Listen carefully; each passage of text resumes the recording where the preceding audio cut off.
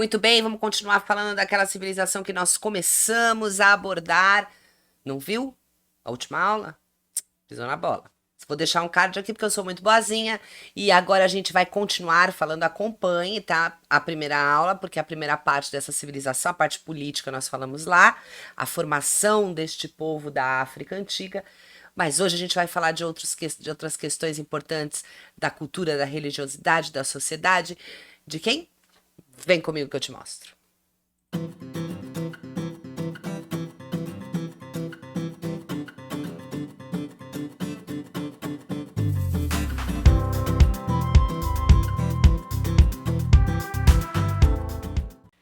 Muito bem, vamos continuar na sociedade egípcia, das pirâmides, das múmias, e vamos falar um pouquinho daquela sociedade, como que ela se formava. Então imaginem aí uma pirâmide, já que estamos falando do Egito. Tudums. Imagine que no topo a gente tem o faraó, o poderosão, como eu falei na outra aula, o cara era o executivo, legislativo, judiciário, religioso, era o dono do morro, tá? Ele tinha poder. No meio, quando eu falo no meio, gente, assim, logo abaixo do faraó, assim, logo abaixo de primeira já vinham os sacerdotes. Sacerdotes eram muito importantes. Cara, o sacerdote era a comunicação entre o mundo espiritual e eles, e o povo. Ele que trazia para o povo o que os deuses estavam dizendo. O cara era muito importante para as definições que o faraó tomava, tá? Abaixo do sacerdote, os nobres, geralmente familiares daquele faraó, descendentes deles, e também eu falei na outra aula sobre os nomos que se juntaram para fazer a dinastia. Então, aquelas pessoas que sobraram dos nomos, os líderes dos nomos, também são nobres, tá? E os chefes militares, sempre muito importante de toda a civilização, e os escribas, que eram aqueles que liam, escreviam e sabiam fazer conta. Então, eles que fiscalizavam e cobravam impostos. E também que transmitiam muitas vezes para o faraó quando ele não sabia ler, ou para o sacerdote. O sacerdote geralmente sabia ler, tá, gente? Mas o escriba era muito importante ali para fazer os relatos daquela sociedade. E na base, segurando todo mundo, a gente tem novamente os camponeses, muito importantes ali, porque a gente está falando de uma civilização que tem a agricultura muito forte ali no Rio Nilo. Artesãos e escravos. Escravos na base. Importante sempre lembrar que não é escravo por etnia. Você é feio, você vai ser escravo. Escravo por conquista. Eu conquistei um território, a opção que eu dou para você ou é morre ou seja meu escravo. E aqui a gente também tinha escravo por dívida. O cidadão não conseguia pagar a dívida dele, não conseguia pagar impostos, ele pagava com serviços ao império, tá? Como escravo. Prosseguindo. Bom, Egito tinha muito forte a religiosidade e traços culturais, tá? A religião se confundia com o poder. A gente está falando de um estado teocrático, divindades, cracia, poder. A religião se confundiu. O faraó, ele só era faraó porque ele era designado por alguma divindade, tá bom? Por muito tempo, a maior parte desse tempo que nós estamos falando aqui, o Egito foi politeísta, acreditava em vários deuses, fazia oferenda para esses deuses e tinha os sacerdotes, como eu disse, como mediador entre os deuses e os homens. Porém, tanã, surgiu um senhor chamado Akenaton, tá? Que não vai gostar desse poder moderador ali dos sacerdotes. Esse me atrapalha, eu quero mandar sozinho. Eu já mando pra caramba, mas eu quero mandar mais. E o que ele vai dizer? Ele vai decretar o monoteísmo. A partir de hoje, vocês não acreditam mais em vários deuses. Vocês só acreditam no deus Atom. Ok? Quem é esse sujeito? Por nome de batismo, Amenhotep IV, ou Amenhotep.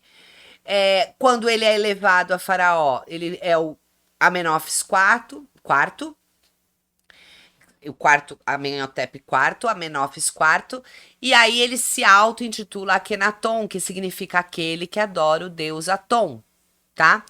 Este período vai durar de 1353 a 1335 a.C., o período em que as pessoas só adoravam o deus Atom, que vai ser o deus Sol. Eles tinham outro deus Sol? Quando tinham vários deuses, sim, mas agora vai ser esse, e só esse, tá?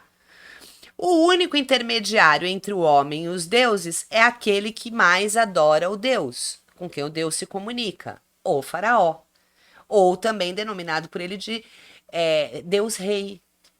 Ah, eu sou Dig, não é mesmo? É, é uma estratégia para diminuir a influência dos sacerdotes? Sim, com certeza. Opa, opa, tá? As pessoas respeitavam? Não. As pessoas fingiam que cultuavam só Deus e, em silêncio, nos momentos de privacidade, cultuavam todos os deuses, faziam oferenda para todos os deuses. Elas só não podiam ficar consultando muito os sacerdotes perto do rei, porque aí, né? Mas aí, quando ele morre, é tão poderoso esse decreto dele que ele morreu, nem esfriou o cadáver, tava todo mundo já voltando a cultuar vários deuses, tá?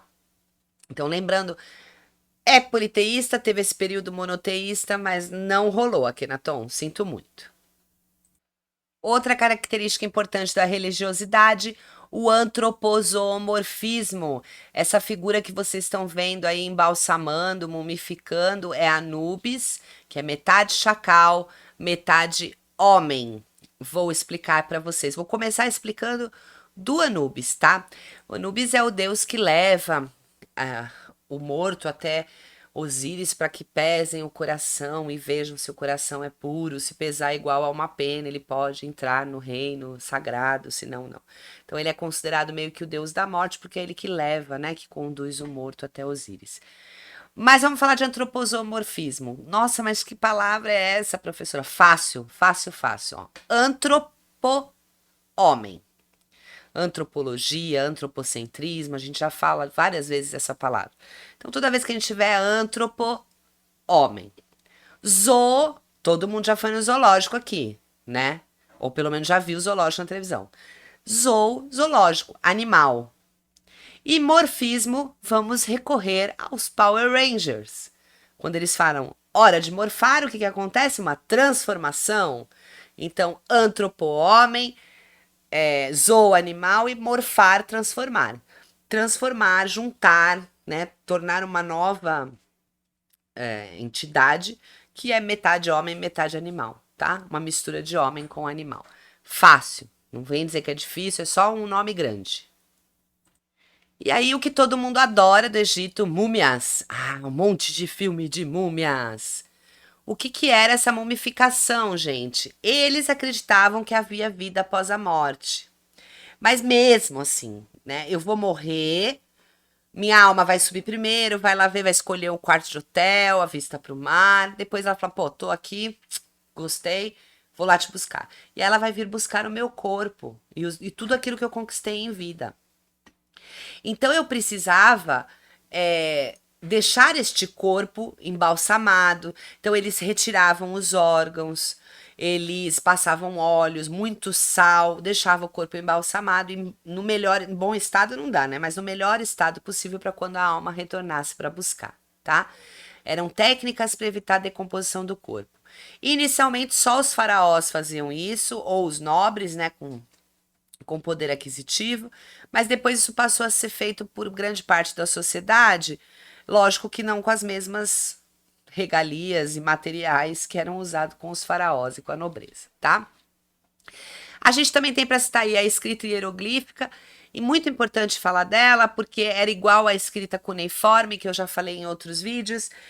Cada ideia é uma imagem, não é fonética, como era um dos fenícios, né? Que cada som que se emite, você faz um símbolo, que é o alfabeto que a gente usa hoje, baseado na fonética. É uma escrita mais de desenhos, muito parecida, ela descende diretamente da rupestre, né? Cada símbolo que eu faço, cada imagem que eu gravo, reflete uma ideia. E a valorização da mulher, diferente de outras sociedades que nós veremos, a mulher aqui ela é muito valorizada, tendo condições até de reger, de ter cargos importantes, tá? Lembremos de Cleópatra. Então, é uma civilização um pouco diferente nesse olhar. Sim, o olhar da mulher apenas como objeto reprodutor, ele vem mesmo na Grécia aristotélica, né? Mas a gente ainda tem uma desvalorização em outras civilizações antes dessa civilização grega, que vai desvalorizar muito e isso vai ser levado para a Idade Média, né? Que a mulher tem muitos problemas na Idade Média.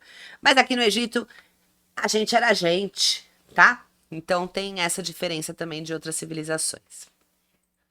Gente, o que eu tinha para falar de Egito era isso. Lógico que é uma pincelada, é muito conteúdo. Ficou com alguma dúvida? Deixa nos comentários. Quer se aprofundar em algum item? Quer me dar uma dica aí de alguma coisa que você sabe e acha que eu não sei? De repente eu não sei mesmo. Pode deixar nos comentários. Curtiu? Achou legal? Compartilha com os colegas. Mostra aí para mim que você curtiu.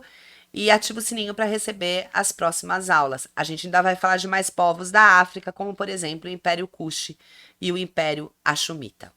Tchau para vocês. Obrigada. Beijão.